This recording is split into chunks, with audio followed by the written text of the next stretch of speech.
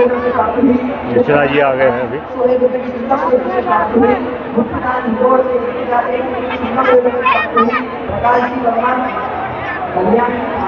मिश्रा जी आ गए।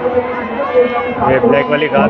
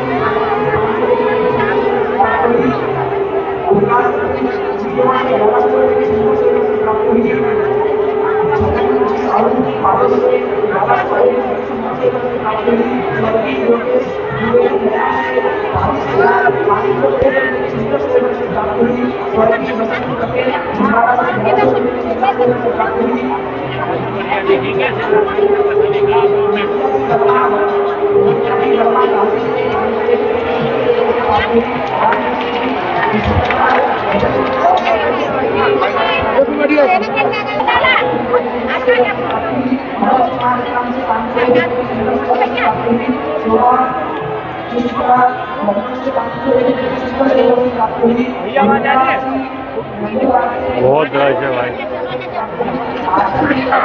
आ गए प्रदीप मिश्रा जी। पड़ता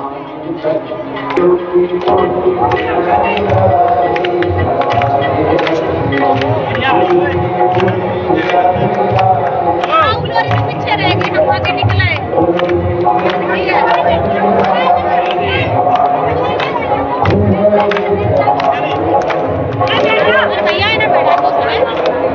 बैठेंगे नहीं, कोई किसी का सुनता ही नहीं सुनते किसी का।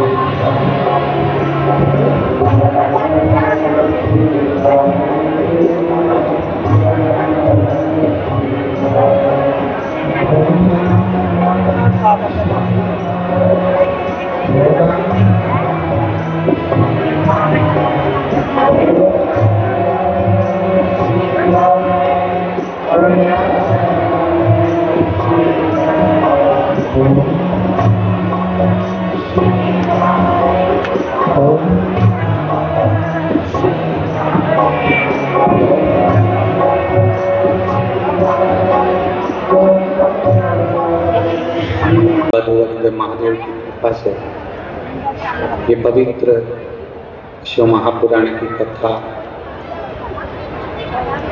संपूर्ण क्षेत्रवासियों के कल्याण हेतु श्रवण करने का सौभाग्य मिला। बड़े भाग्यशाली हैं ब्रजभूमि पर निवास करने वाले सभी संत साधु गुरुजन ब्राह्मण जन एवं संपूर्ण ब्रजभूमि पर निवास करने वाले ब्रजवासी जो इस पवित्र धरा पर भगवान श्री कृष्ण भगवान की क्रीड़ा स्थली पर आप विराजमान हैं। कथा के मुख्य यजमान श्री सुभाष चंद्र जी अग्रवाल रानू जी अग्रवाल, श्री सुभाष चंद्र अग्रवाल, श्रीमती रानू जी अग्रवाल, श्री सौरभ जी अग्रवाल, श्रीमती सोनल। आवाए सारी समस्या का हल शिव कथा के, शिव महापुराण की कथा के।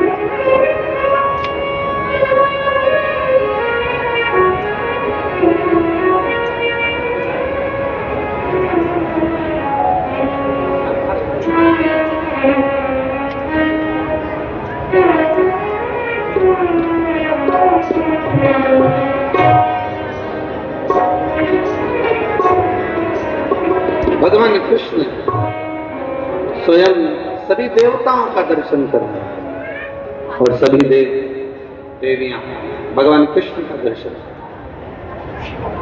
मेरे ठाकुर जी ने पूछ लिया,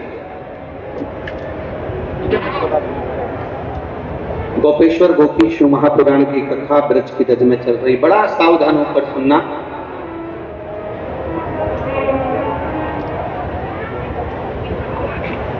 कि ये रज, जिस रज का इतना महत्व है, और मेरे ठाकुर जी जब द्वापर में आए उससे पहले मेरे बाबा इस रज में क्या लीला करते थे।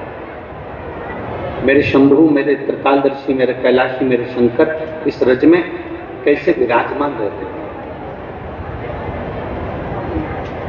किस आनंद के साथ मेरे बाबा यहां पर रहे। बहुत ध्यान से सुनो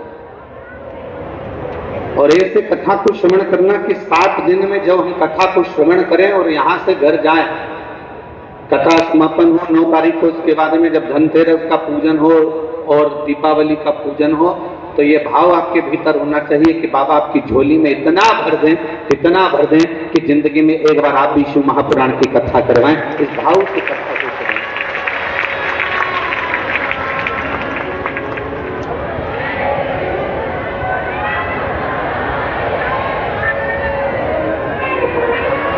शंभो शरणे मां हरि दो दया करी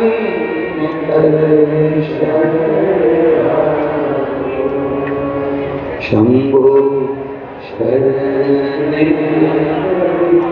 मानो घड़ी दूर दया करी।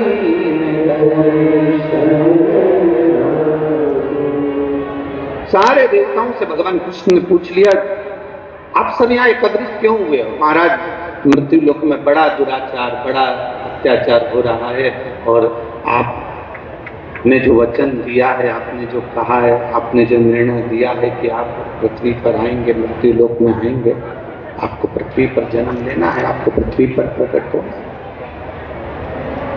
आपको मृत्यु लोक में आना है। अब आपको यदि मृत्यु लोक में आना है तो फिर निर्णय कर लें कि आप आएंगे कहां, आप पहुंचेंगे कहां, किस धरा पर आप अवतरित होंगे। भगवान कृष्ण ने कहा, इसका उत्तर मेरे पास नहीं है, आप जहां निर्णय कर दोगे मैं वहां पहुंच जाऊंगा। परंतु प्रभु, आपका भी तो कुछ इच्छा होगी। जैसे यहाँ पर कई लोग बैठे होंगे, उनकी भी तो इच्छा होती है कि भैया आगे आगे के पंडाल में हम बैठे। फिर कई लोगों की इच्छा होती है, नहीं साहब हमें तो कुर्सी मिलना चाहिए। कई लोगों की इच्छा होती है, नहीं साहब हमें तो सोफा मिलना चाहिए। कई लोगों की इच्छा होती है, नहीं साहब हम राइट में बैठे कि लेफ्ट में बैठे। ये तो आपके ऊपर निर्भर करता है कि आपको बैठना का।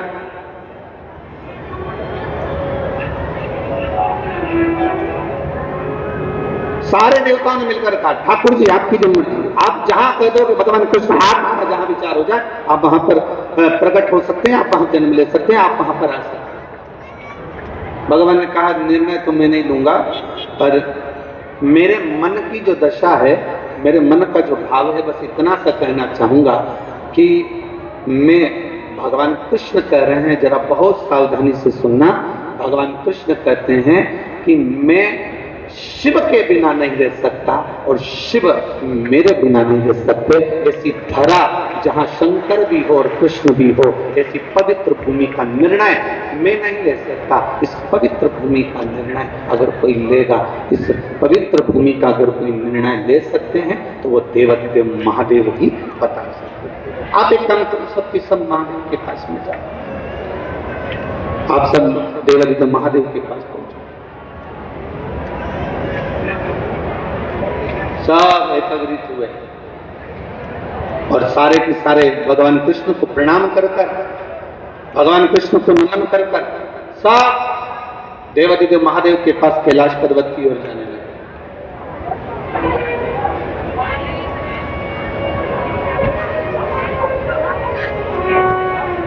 अब जैसे पानी में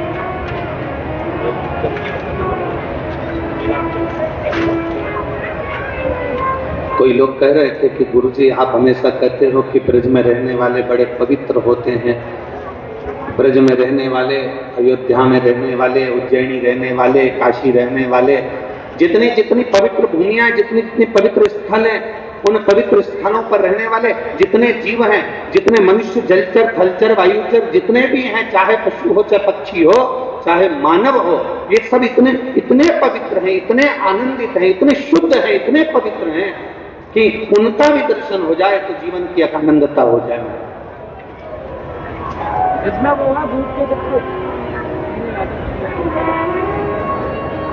एक बात बहुत अच्छे से कहना चाहेंगे आप लोगों को,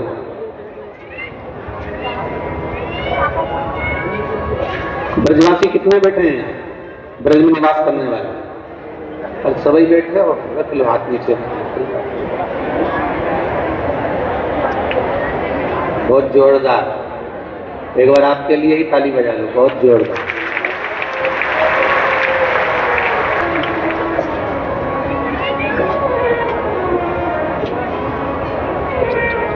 हमें तो लोग कह रहे थे कि ब्रजवासी सुनते कम है, पर यहाँ तो देख रहे हैं कि एक बार वापिस हाथ उठा जरा, आज का वन जरा इनको कवर जरूर करना हो। तो लोग कह रहे थे कि ब्रजवासी सुनते कम सुनाते ज्यादा, हम यहाँ कितने सारे बैठे हैं, एक बार जरा देखो तो जरा जोर। चलो कोई बात नहीं है, 7 दिन तुम सुन लो और बाकी के 7 दिन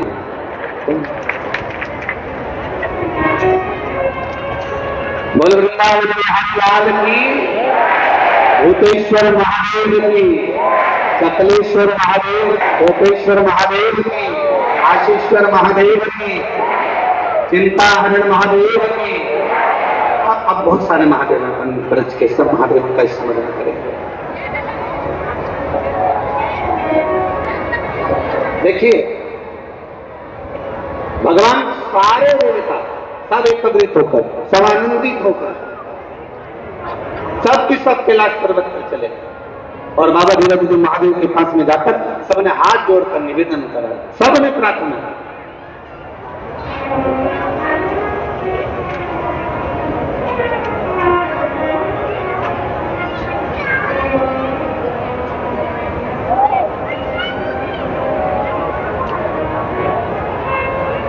सब निवेदन बाबा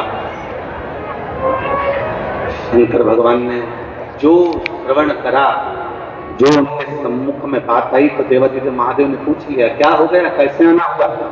सब गए थे सुंदर गोलोक धाम में, तो गोलोक धाम में गए थे तो ठाकुर जी के दर्शन हुए होंगे आपको। हाँ हाँ, ठाकुर जी के दर्शन तो हो गए, राधा रानी के भी हो गए, पर बात इतनी सी है कि भगवान का अवतार लेना, प्रकट होना, तो फिर पूरी पृथ्वी पर अनाचार, दुराचार, अत्याचार सब हो रहा है और ठाकुर जी को प्रकट होना कहां होना।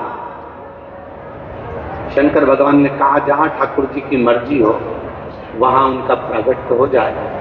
नहीं नहीं, उन्होंने भेजा है कि जहां शंकर है वहां कृष्ण है, जहां शंकर है वहां राम है, जहां शंकर है वहां नारायण है, और जहां कृष्ण है, जहां राम है, जहां नारायण है, वहां शंकर स्वयं विराजमान है।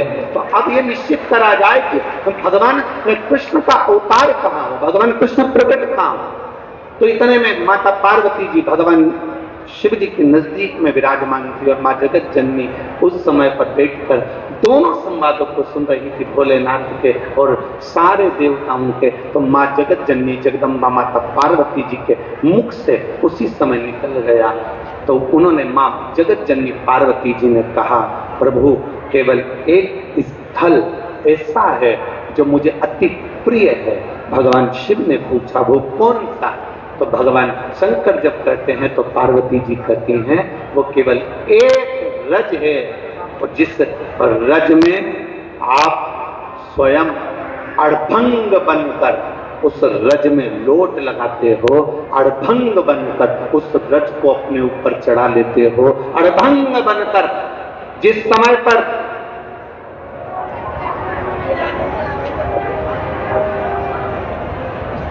भस्मासुर को भस्म नहीं मिलती थी आपको चढ़ाने के लिए, तो जो रज वो लेकर आता था, वो रज की धरा, वो पवित्र धरा ब्रज रज की है। महाराज एक निवेदन आप कह दो द्वारकानाथ से, आप कह दो भगवान कृष्ण से कि इस ब्रज की रज में अगर वो आए तो शंकर यहाँ पर हमेशा उनके स्वागत के लिए विराजमान रहेंगे, और इस ब्रज रज में भगवान कृष्ण और शिव दोनों ही विराजमान।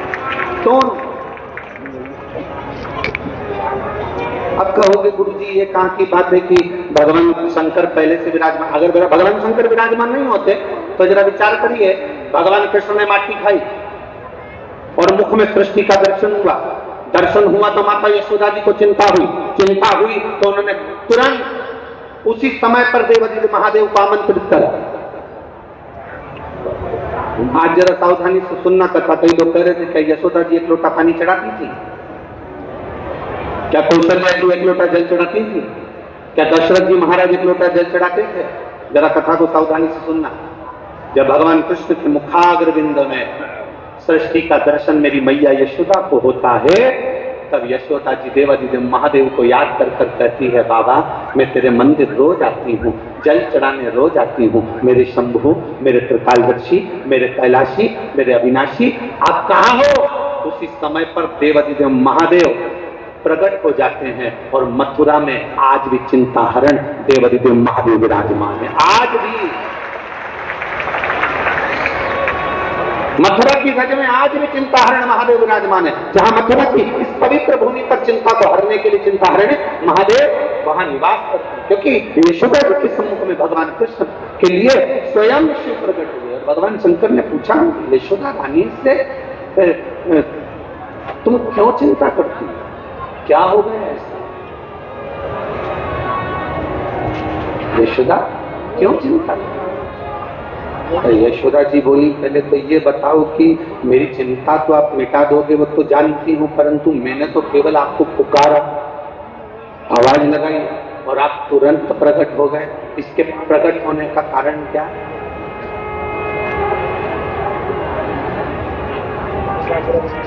कभी कभी